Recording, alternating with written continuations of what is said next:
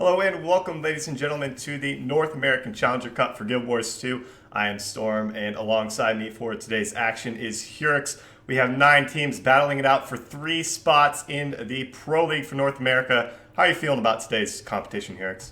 Pretty good, man. I think we got some exciting matches ahead of us, and I'm really looking forward to it. We got a good first match coming along as well, so I'm really excited about it, man. Yeah, definitely so. Let's go ahead and take a look at a little bit about what these teams are trying to battle it out for in today's tournament. Taking a look at the season overview, there are 3 spots up for grabs. All these teams are looking to get into the Pro League, which is a battle for this $200,000 prize pool over 7 weeks, which they'll be going in a round robin format. Of course, all matches are best of 3, as well as today's matches. Let's go ahead and take a look at our bracket that we have available for you. What are you thinking about this bracket that we have here? Because I mean, there's some good teams in this one. More than 3 good teams battling it out for only those 3 Oh yeah. spots. Oh yeah, I'm definitely. I mean, we have easy peasy, definitely capable of getting in. Best team North Africa, definitely capable of getting in. Going up against in their first match against you back in time, definitely capable of getting in. E-Dream as well. Radioactive Zero Counterplay both on the table as well. So I think that honestly, there's definitely some really good teams on here. I have my picks from those assorted teams, but there's some talent in here, man. There's some talent for sure.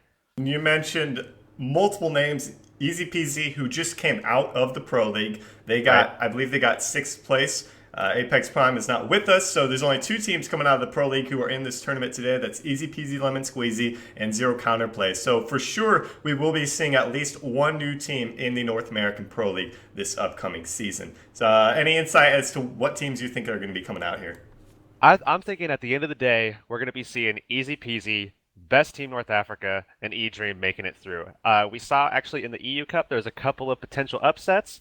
I think there's always the potential of those, especially when you have this amount of pretty solid teams coming through in this Challenger Cup here. So, I mean, it's definitely possible, but those are my 3 teams for the most part. I have to actually agree, those my 3 teams as well. A little bit of information as to what's going down here. Of course, you did just see the bracket, but you may not know that this is a double elimination tournament. So teams will have to lose twice if they are going to be eliminated from this competition. So definitely a lot of action will be going down in today's games. Of course, our first match that will be coming your way, though, is Best Team North Africa up against NG Esports, otherwise known as You Back in Time. What are your thoughts on this matchup?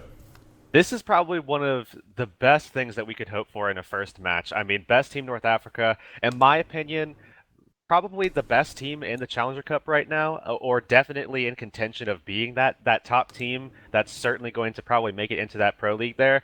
Going up against a team, you back in time, that has probably the highest potential for having or creating an upset. So I think that there's a lot that could happen here, and I'm really looking forward to it, man.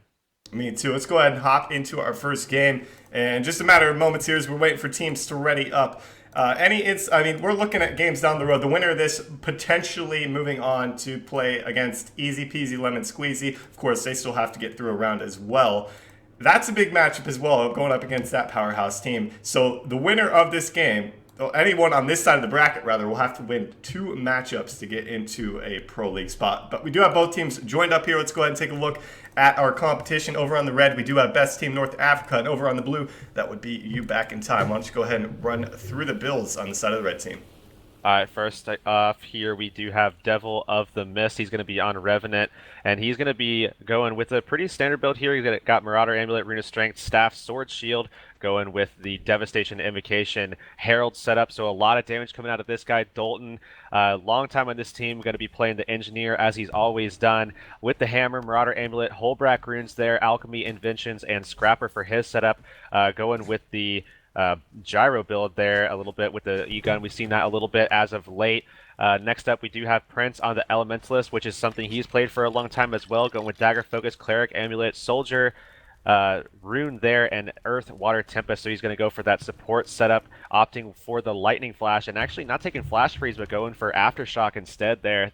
Definitely an interesting choice. Next, we do have Zerko. He's going to be on the Ranger here. And we have seen a couple of different iterations of this particular build. He's going to be opting for Staff Longbow with Minder's Amulet, Runes of Soldier going with Nature's Magic, Beast Mastery, and Druid. And finally, we do have Tau on the Necromancer as well with Staff, Scepter, Warhorn, Mercenaries Amulet, Rune of Nightmare, Soul Reaping Spite, and Reaper. All right, well, game number 1 is going to be underway. We'll go through the blue team's builds after our first match has finished up here. Let's take a look at the opening splits in game number 1. In this round here, we do have a couple crosses actually coming out right from the start here for you back in time. Looks like they are going to be stealthed up. They're looking for a pretty heavy push, sending 2 people over here, both Tau and Zerko. There is a really good hold, though, in this corridor coming out there from the blue team. They don't want anyone to get to that home point. They want that cap coming out right from the start. Yeah, definitely a pretty aggressive start from this team here. Already getting onto Deka. Looks like they got a little bit of CC going out. They're going to get peels on him, and it's instead going to be Tau taking some pressure here. And it's basically just devolving into a skirmish with a lot of pressure being thrown down already onto Tau. And that's a good setup for them because now that he's out of cooldowns and extremely low on this Reaper Shroud and about to come out of it, he's basically in a situation where he's going to be then Dragon Ball taken down, and they're going to be able to put some really good pressure. Instead, though, Zerko's going to pull him right out and get him right back up and into the fray here for a little bit longer. That was a pretty big res, although we are going to see a potential decap come out there on the edge. Oh, Bujin was actually stealthed when he actually got onto the point. That will be a decap. Red team, however, will pick up the 2 caps. We see a portal coming down, a portal play coming come out there from Reax. We decided to get the decap at the midpoint. Good CC, not enough to keep Dalton off the node. He does get mowed, however, and that will be the end of this fight for him. He wants to actually get out of this one. Meanwhile, over near that henge node, Tau is in the downstate. So is Nick, who's going to be getting him up.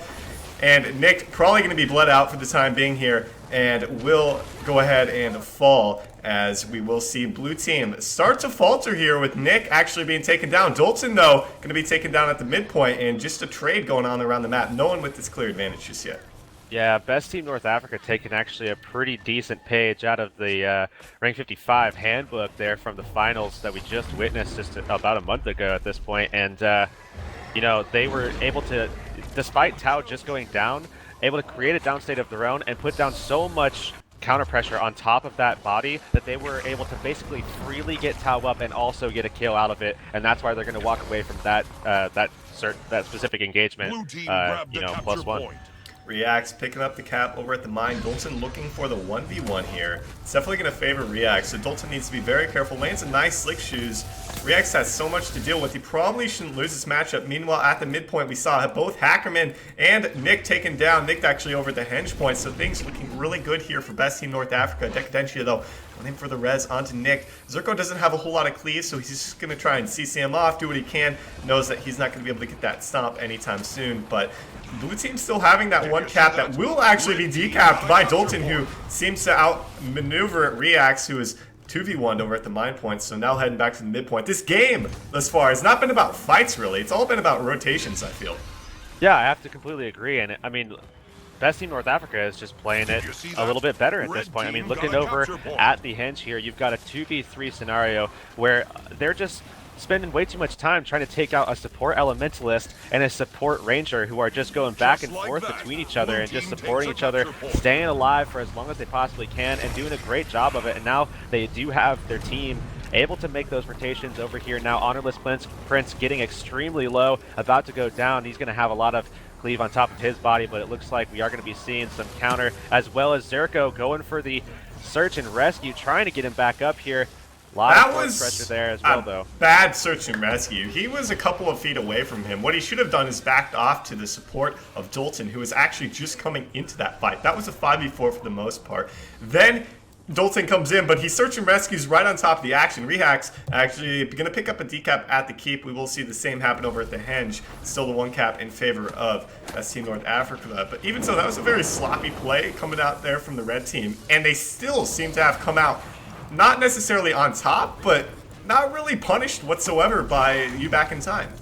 Yeah, the thing about running this this nature magic setup that a lot of these druids are running, and it is a very, very strong setup, but the thing is that they're for the most part, taking that downstate where the downstate trait where they do have search and rescue just embedded into the traits already. If he would have tapped the body, he could have gotten his pet on it, gotten some stable res potential, and then got into a better position where he could have then actually gotten a really strong search and rescue to actually get his teammate back up. But despite that, they're still looking pretty good in this situation. However, they did just lose 2 of their members here, so already now a 5v3.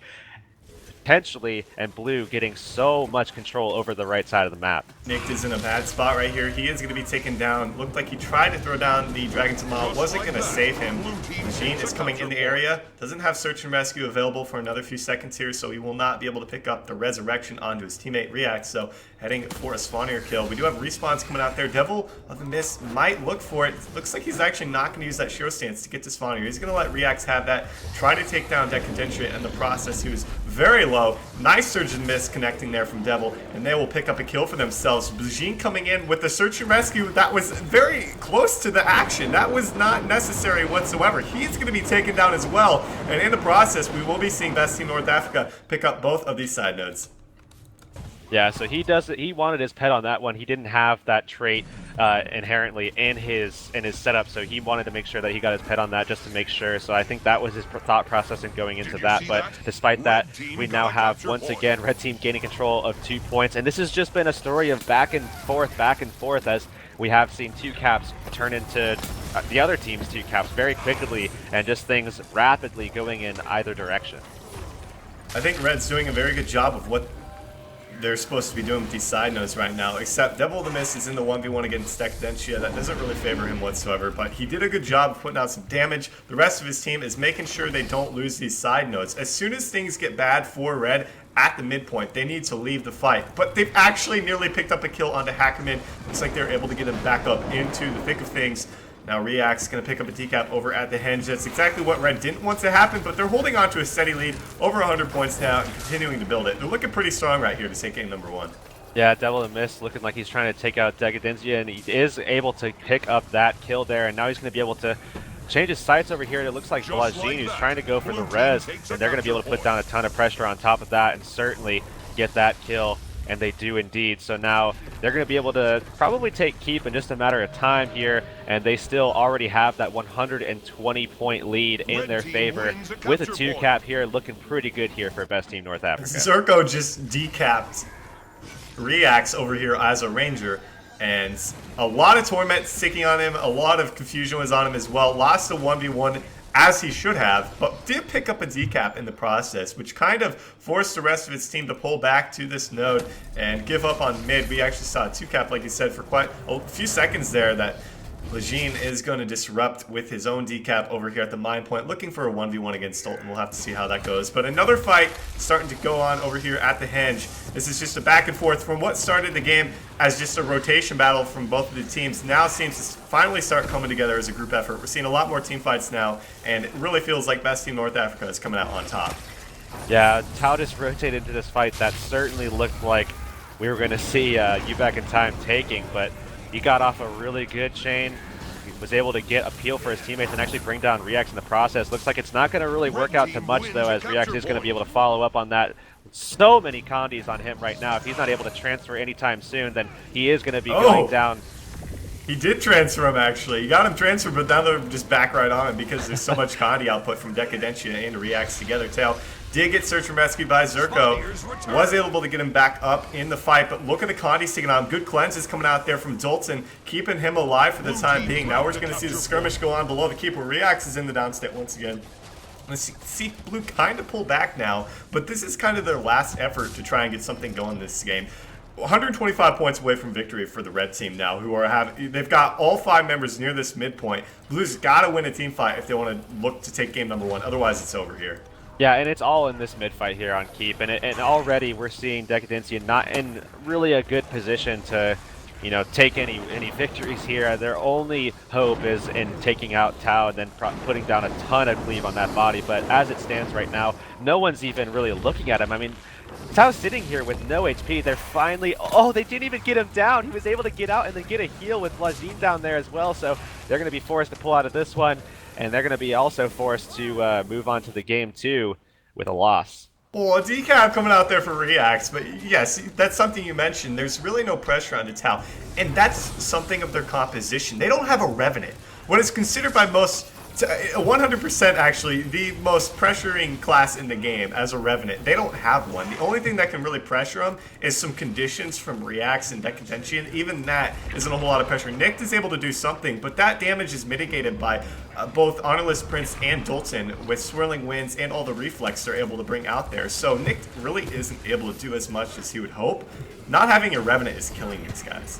Yeah, and the more that they are able to rotate that Necro into Nick as well is just added pressure that he has to then worry about. And you know, once he's able to burst those Condis off of himself, they could just be instantly reapplied, and he has no way of getting those off of him at that stage, and he's going to be just completely kiteable. And again, you have all of those potential counters at your disposal with the Engineer, with the Elementalist. So it's really not, in my opinion, a great comp for them to come out and use. I expect that they'll want to make changes going into Game 2, but we'll have to see if they actually go about doing it.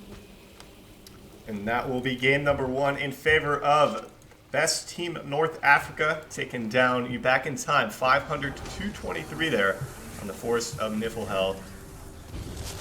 Our map rotation is going to be Forest of Niflhel over to Legacy of the Fofire, finishing on Temple of the Silent Storm for all of today's matches. So need to keep that in mind. That is definitely something that these teams might not be used to, because you know the normal map rotation being from over to Kylo on that third map. And not to say that a lot of teams have a lot of experience on Kylo, but Temple definitely can exploit weaknesses that some teams may have. Yeah, and the thing is that it's not just weaknesses, it's, you know, kind of, I don't want to say ignorance, but an inability to, it's a whole new game. Exactly. 100%. I mean, they haven't, a lot of teams haven't really had the practice. A lot of teams don't really know how to play on that map. I mean, there's a lot of teams that even have made it and been really successful that are still kind of figuring out how to, you know, define a meta for that specific map. And it's certainly not as set in stone as you would say, you know, Forest or Legacy, where we know everything for the most part about Forest, how to, you know, play it, how to react to certain play styles, how to react to certain compositions, as you do as well on Legacy. It's just completely different. All right, let's go ahead and take a look at the builds on the side of you back in time. We didn't have a moment to catch those before the last game started. Hackerman is going to be playing Paladin's NG with the hammer there, running with the Rune of Water for himself, taking the Inventions, Alchemy, and Scrapper, running with that Gyro build. Blajin is on the Ranger, of course, going to be taking the Longbow,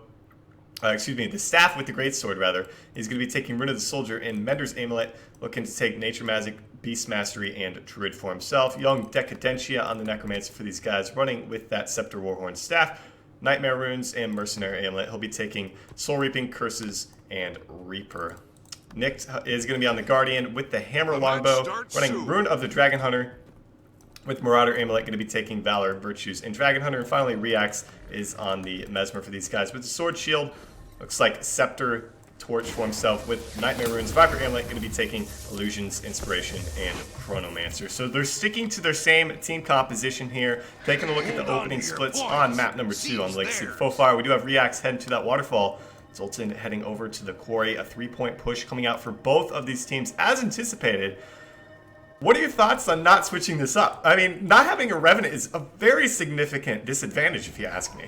Yeah, I have to completely agree, and it depends on kind of how they want to rotate this Guardian into fights, and they do have him here at the mid-fight, which is where I would expect him to want to be, and also pressuring this Necromancer is a good spot. But if he doesn't get these peels, if he doesn't have the ability to get some support from his teammates, then that and Deca, I mean, the thing is that they don't really have anyone to really get peels and get support out, like you see the Elementalist from Best Team North Africa, Honorless Prince here, doing throughout all of these games that we're going to be seeing today. I mean, if without that support, without that ability to peel for their teammates, all of their damage, you know, in the form of Nicked, in the form of Deca, and even sometimes in the case of Hackerman, they're just going to be trained about, especially by that Revenant. Not having a Revenant, not having an Elementalist, definitely the two major flaws in the team composition. But to their, you know, they did do a decent job without him last game. I have to give them credit on that end, and it looks like they're not doing too terribly bad at the start of this game. They did lose the quarry, and it looks like they're about to lose the mid-fight. They are going to pick up the cap over at the waterfall. Zerko is in the downstate. His teammates coming in for the res. Honorless Prince and Tau should be able to pick him up with there not being a whole lot of cleave coming out there from React. So red team going to be coming out with that graveyard cap for themselves. Nick taken into the downstate here. Prince with the free stomp. We're actually going to see Zerko pick up a decap as well. Things already starting to fall apart here for the blue team.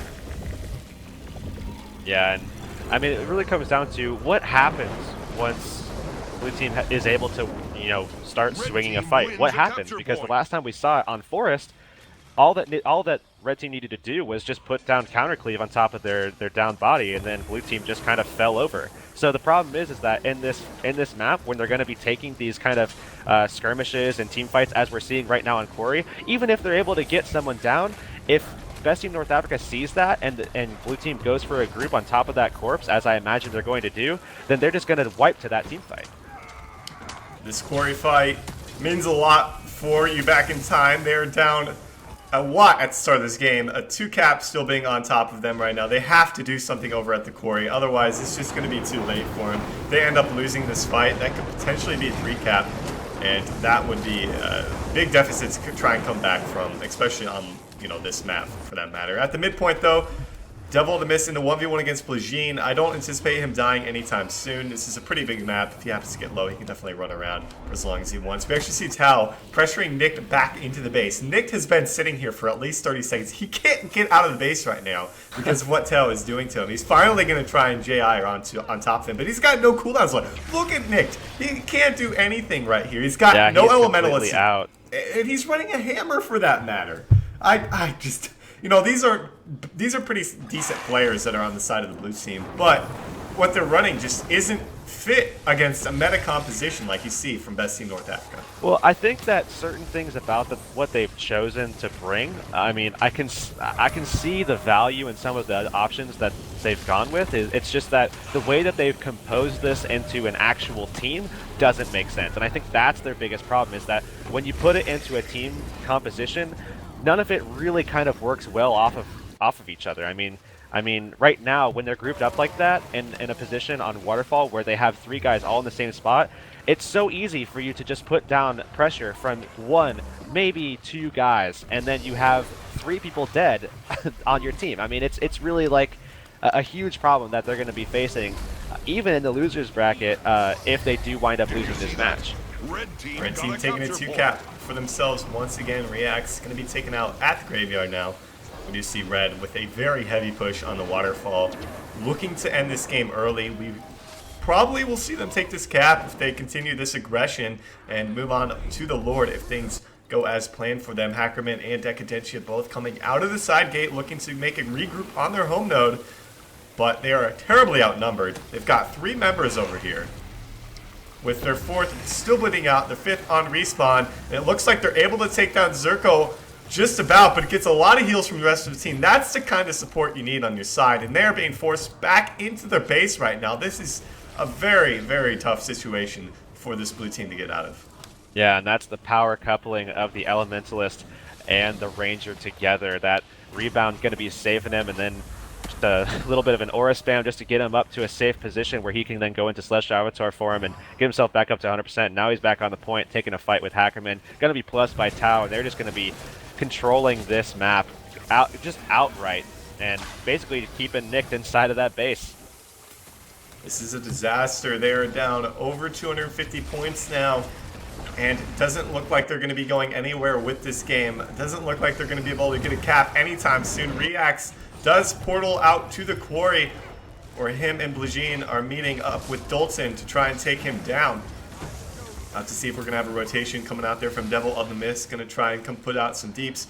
Dalton should be able to rotate off this node. Elixir S going to pop for him as we see this fight continue. But this is just an uphill battle. What blue team needs to reconsider for the future, assuming they do lose this game, moving on into the losers bracket. I mean, you're looking at one of the top teams in the tournament they're going against with, in my opinion, not really an optimal composition at any. What is your thought process going forward with this? I mean, they have to make a change. I said that at the end of the first map. They have to make a change if they expect to play the way that they are and actually win games. Because the way that they're playing is based off of a compositional style that they're not catering to. They're not really designing themselves to play the way that they're currently going about it. I mean, they have so much damage. They have, the NG is going to be able to put out a good bit of damage. Reax is certainly going for some kind of like duelist build where he's got the invis, he's got the scepter as well. A little bit of pressure there, not taking the staff. Nick is going to be on Marauders. You have Deka there in the fold as well, and really the only kind of support that you're going to be seeing is from Blajin. And if Blajin's not able to get into those fights, or if he gets locked down, and since he's running full shouts, there's always that potential of that happening, then you're going to be losing fights left and right, and they're trying to force these team fights, and that's, I think, a big problem that they're going to be having, which now is going to be continuing on into the losers bracket. And they'll be dropping that second game 533-9. Excellent performance. Honestly, kind of what we expected from Best Team North Africa, to bring their best and to do very well on that second map especially. So they will be moving on with a 2-0 victory into the winners bracket semifinals. That means they are only one game away from qualifying for the North American Pro League. So any last thoughts on that one before we head to our next match here? I mean, I think that was just the definition of what we anticipate from Best Team North Africa moving forward. I mean, that was certainly a display of dominance if I've ever seen one, and I expect them to keep that.